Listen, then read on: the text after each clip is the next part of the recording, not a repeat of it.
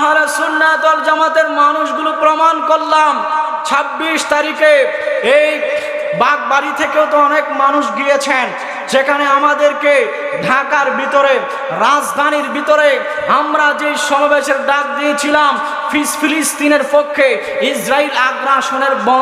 ইসরায়েলের আগ্রাসনের বন্ধের লক্ষ্যে আমরা মাজলুমদের পক্ষে সমাবেশ করার জন্য ঢাকার জমিনে আমরা ছুটে গিয়েছিলাম।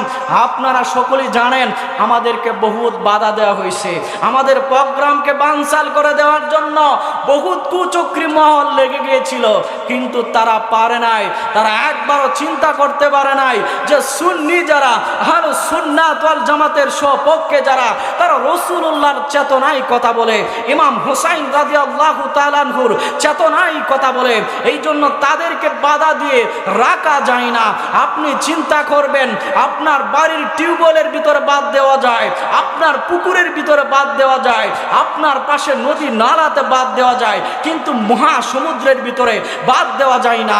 আহলে সুন্নাত ওয়াল জামাত একটা টিউবওয়েলের নাম নয়, আহলে সুন্নাত ওয়াল জামাত একটা পুকুরের নাম নয়, আহলে সুন্নাত ওয়াল জামাত একটা খাল আর বিলের নাম নয়, আহলে সুন্নাত ওয়াল জামাত একটা নদীর নাম নয়, আহলে সুন্নাত ওয়াল জামাত হলো একটা সমুদ্রের নাম। কথা কোন ঠিক কিনা? আরো জবান খুলে বলুন ঠিক কিনা?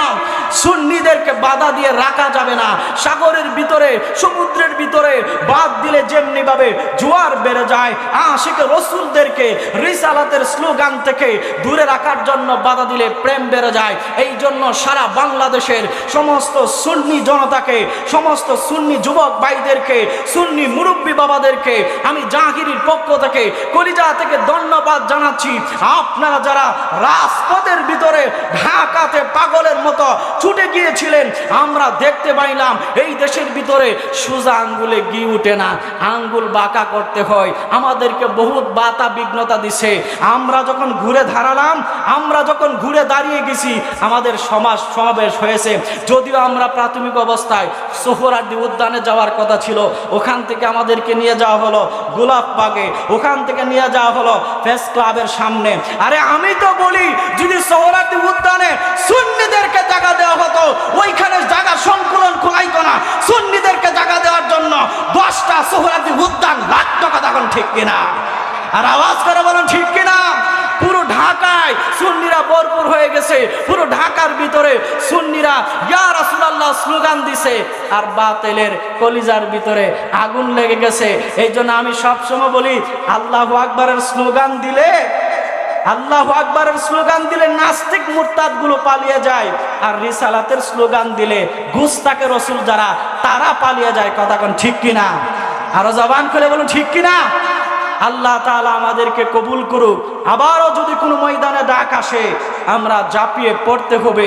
আবারও যদি সুন্নিয়তের পক্ষে আমাদেরকে ডাকা হয়, আমরা যেতে হবে।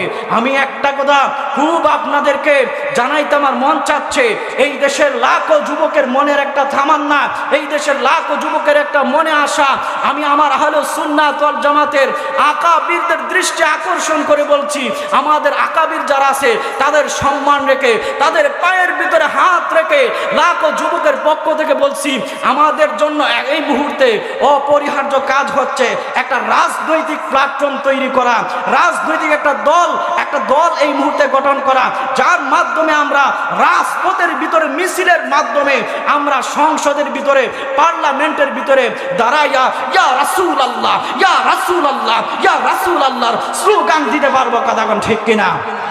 আর আওয়াজ করে বলুন ঠিক কিনা?